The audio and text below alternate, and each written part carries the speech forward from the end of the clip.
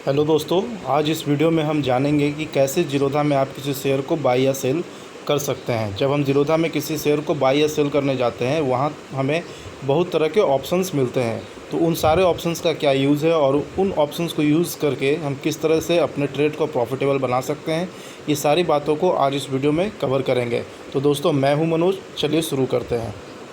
तो दोस्तों, मैंने ज़ीरोधा काइट को ओपन कर लिया है और ओपन करने के बाद यहाँ पर मैं एक स्टॉक लेता हूँ जिस पर मैं बाई या सेल करके आपको दिखाऊंगा। यहाँ पर मैंने जेके टायर को लिया है। जेके टायर का अभी करंट मार्केट प्राइस 50 रुपये 20 पैसे चल रहा है। तो सबसे पहले हम यहाँ पर बाई पर क्लिक करेंगे।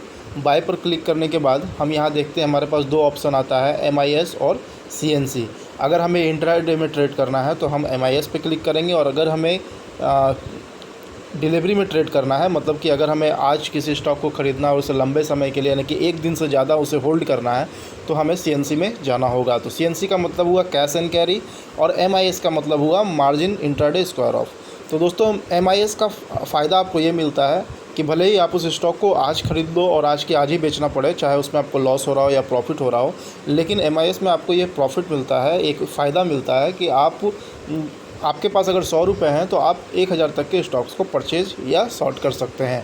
तो दोस्तों, यहाँ पर फिर दूसरे सेक्शन में हम आते हैं। तो यहाँ पर 4 तरह के ऑप्शन मिलते हैं: मार्केट, लिमिट, SL और SLM। तो सबसे पहले हम मार्केट को समझते हैं। तो मार्केट का मतलब ये है कि जब हमें किसी स्टॉक को उसके करंट मार्केट प्राइस पर, यानी कि जो भी मार्केट में उसका प्राइस चल रहा है, अगर उस प्राइस पर हमें बाई करना है तो हम यहाँ मार्केट पर क्लिक कर देंगे और यहाँ पर क्वांटिटी डाल देंगे। क्वांटिटी, जो भी क्वांटिटी हमें लेनी है हम यहाँ पर क्वांटिटी डाल देंगे, और यहाँ पर ये वाला जो बाई का ऑप्शन है, ये यहाँ पर इसे हम ओके कर देंगे। ओके करने के बाद हमारा जो स्टॉक है जेके टायर, वो परचेज हो जाएगा। दूसरा है लिमिट सेक्शन। तो लिमिट में हम जब जाते हैं तो लिमिट में जाने के बाद हमें एक ऑप्शन मिलता है जिसमें हम अपने इच्छा अनुसार किसी भी प्राइस को यहाँ नॉमिनेट कर सकते हैं।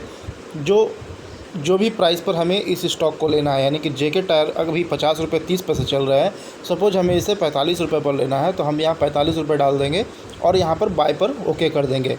तो ये जो है, ये जैसे ही स्टॉक जो है 45 रुपये पर जाएगा तो ये ऑटो बाई हो जाएगा। ये स्टॉक जैसे ही 45 रुपये पहुँचेगा तो ये ऑटो बाई हो जाएगा।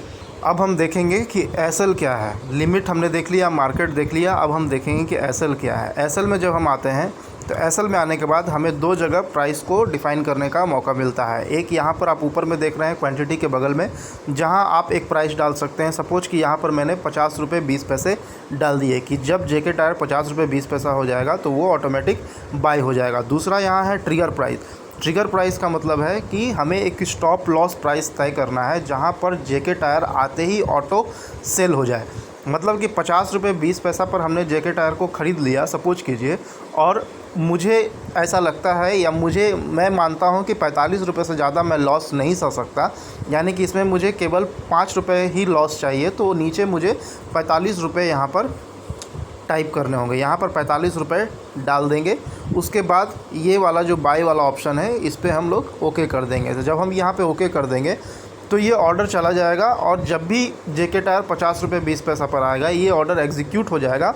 और जब 50 रुपये 20 पैसे से नीचे 45 रुपये आ जाएगा तो ये ऑर्डर ऑटोमेटिक स्क्वायर ऑफ हो जाएगा। स्क्वायर ऑफ का मतलब है कि जो पोजीशन हमने बनाया है जस्ट उसका रिवर्स, जैसे अगर हमने बाय किया है तो वहाँ से वो सेल हो जाएगा।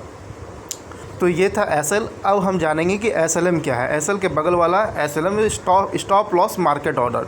ये तो हमने देखा कि स्टॉप लॉस था। स्टॉप लॉस में हमने एक लिमिट ऑर्डर लगाया और दूसरा एक ऑर्डर लगाया जहां तक हम लॉस को सह सकते हैं। यानी कि अगर जेके टायर को हमने 50 रुपये पर बाई किया है और हम चाहते हैं कि उसमें 5 रुपये से ज़्यादा हमारा नुकसान ना हो, तो हम उसे 45 रुपये पर एक ट्रिगर प्राइस लगा देंगे कि जैसे ही जेके टायर हमें 45 रुपये पर आता है तो जेके टायर ऑटो स्क्वायर ऑफ हो जाएगा। अब हम आते हैं एसएलएम, मतलब स्टॉप लॉस मार्केट ऑर्डर।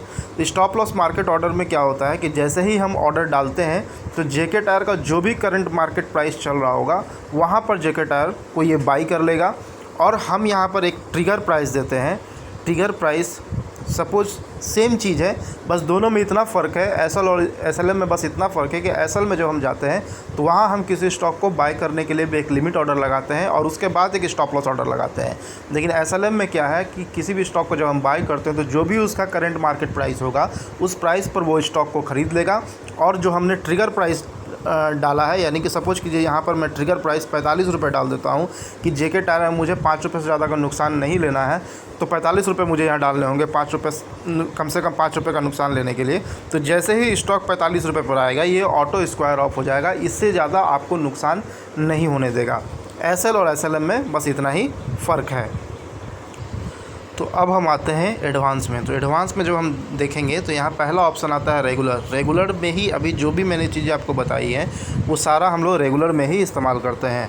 तो अभी रेगुलर में 2 ऑप्शन है, डे और आईओसी। अगर हम यहाँ पर डे सिलेक्ट करते हैं तो किसी स्टॉक को जब हम बाई करते हैं, जब हम किसी स्टॉक को बाई करते हैं तो सपोज कि जेके टायर का प्राइस है 50 रुपये 25 पैसा, तो वो उस स्टॉक को अगर सपोज हमने अभी तुरंत बाई ऑर्डर डाल दिया और स्टॉक अचानक से 46 रुपये चला गया या 47 रुपये चला गया या ऊपर 55 रुपये चला गया, 54 रुपये चला गया, तो वहाँ पर भी इस ऑर्डर में ये स्टॉक को बाई कर लेगा। लेकिन अगर हम यहाँ आईओसी पे क्लिक करते हैं तो आईओसी पर क्लिक करने के बाद अगर हम किसी स्टॉक का ऑर्डर डालते हैं तो उतना ज़्यादा वो डिफरेंस नहीं रखेगा। सपोज अगर इस पे हम ऑर्डर डाल देते हैं आईओसी सिलेक्ट करके, तो जेके टायर का प्राइस अभी 50 रुपये 25 पैसा करंट मार्केट प्राइस चल रहा है, तो बहुत ज़्यादा तो ये नीचे 49 रुपये पर उसे बाई कर लेगा या ऊपर 51 से 51 रुपये 50 पैसा पर बाई कर लेगा।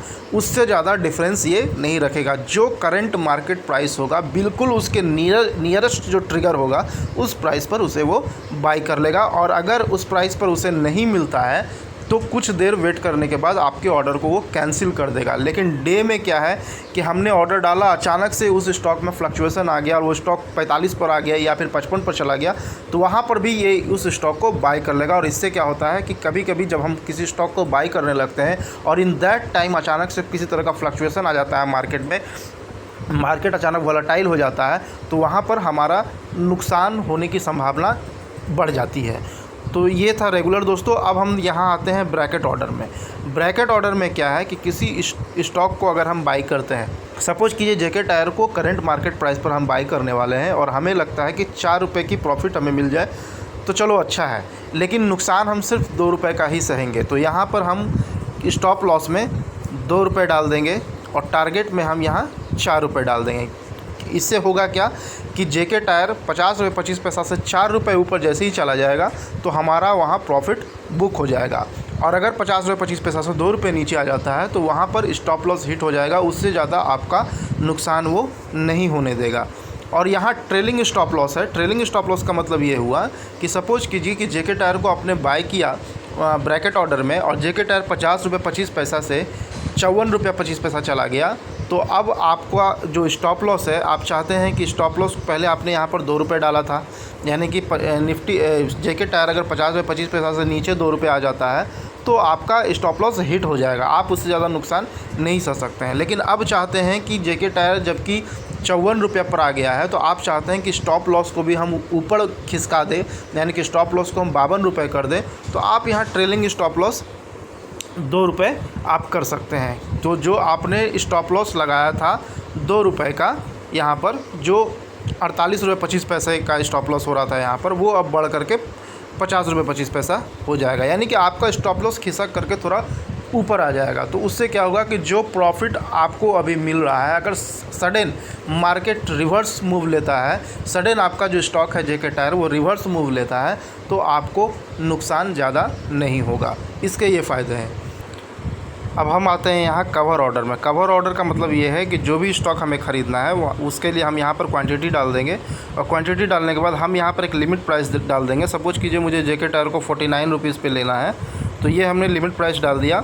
और सपोज कीजिए कि मैं चाहता हूँ कि जेके टायर जो है जैसे 49 पर बाई भी हो जाए और ऑटो अगर 49 से नीचे जाता है, इमीडिएट मुझे लॉस हो रहा हो, तो हम चाहते हैं कि नीचे 48 तक जाए और वहाँ पर जाने के बाद वो ऑटोमेटिक स्क्वायर ऑफ हो जाए। उससे ज़्यादा का नुकसान मुझे नहीं चाहिए। सपोज एक बार मैं फिर आपको बता देता हूँ कि सपोज कीजिए मैंने जेके टायर को एक लिमिट प्राइस डाल दिया। मैं चाहता हूँ कि जेके टायर 49 पर बाई हो और उसमें भी 48 से नीचे ना जाए। बाई होने के बाद 49 पर बाई होने के बाद जेके टायर 48 के नीचे ना जाए, 48 जैसे ही जाए वहाँ से ही मेरा पोजीशन कट हो जाए, उससे ज़्यादा का नुकसान मैं नहीं सह सकता हूँ। तो यहाँ पर आप 48 डाल दीजिए और यहाँ पर बाई के बटन पर क्लिक कर दीजिए।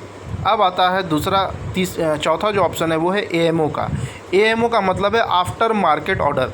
आफ्टर मार्केट ऑर्डर का मतलब है कि जैसे आज मार्केट 3:30 बजे बंद हो गया, अब 5 बजे आपने रिसर्च किया और आपको लगा कि कोई स्टॉक मुझे बाई करना है इस प्राइस पर। सपोज़ जेके टायर आज 50 रुपये 25 पैसा पर बंद हो जाता है, क्लोज़ हो जाता है, और आपने शाम में रिसर्च किया और आपको लगा कि जेके टायर को मुझे 48 रुपीज़ पर ख़रीदनी है, तो आप अभी ही यहाँ पर 48 डाल देंगे प्राइस में, और जो भी क्वांटिटी आपको लेनी है वो क्वांटिटी आप यहाँ पर डाल देंगे। सपोज एक क्वांटिटी डाला मैंने, मुझे जेके टायर एक ही लेना है, और यहाँ प्राइस मैंने 48 डाल दिया है कि जिस प्राइस पर मुझे लेना है वो प्राइस हमने यहाँ पर डाल दिया। और बाई ऑर्डर पे क्लिक करके, बाई पे क्लिक करके हमें बिल्कुल सो जाना है, और जब नेक्स्ट डे मार्केट ओपन होगा, जैसे ही जेके टायर 48 पर जाएगा, वो ऑटो आपके स्टॉक को ऑटोमेटिक बाई कर लेगा। तो ये था बाई साइड का। सेम चीज़ हम सेल साइड भी कर सकते हैं। तो सेल साइड में करने के लिए अगर आपके पास पहले से पोजीशन है तो आप उस स्टॉक में सेल पोजीशन बना सकते हैं, और अगर आपके पास पहले से कोई स्टॉक नहीं है, आपको सेल में पोजीशन बनाना है, तो सेल में पोजीशन बनाने के लिए केवल आप MIS का ही इस्तेमाल कर सकते हैं, क्योंकि इंट्राडे में ही आप किसी स्टॉक को पहले सेल और बाद में बाई कर सकते हैं।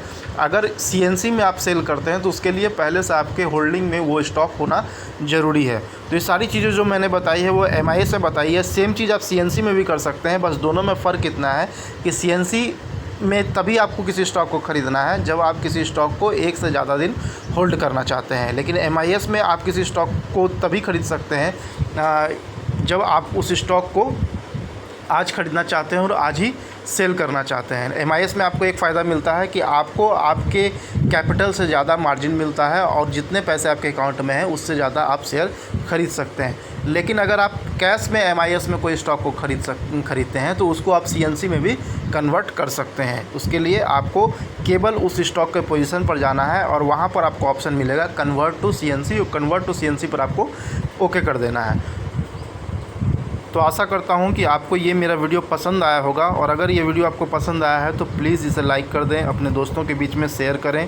मेरे चैनल को सब्सक्राइब नहीं किया तो सब्सक्राइब कर दें, बेल बटन को दबा दें, ताकि मेरे आने वाले हर वीडियो का अपडेट आपको नोटिफिकेशन के ज़रिए मिल जाए। फिर जल्दी मैं अपनी अगली वीडियो आपके लिए लेकर के आऊँगा। तब तक के लिए धन्यवाद।